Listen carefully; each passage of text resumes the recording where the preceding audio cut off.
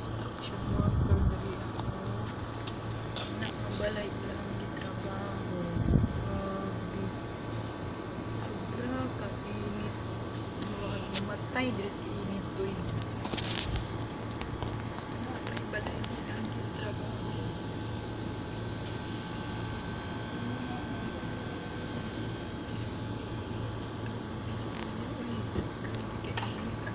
Init gyud.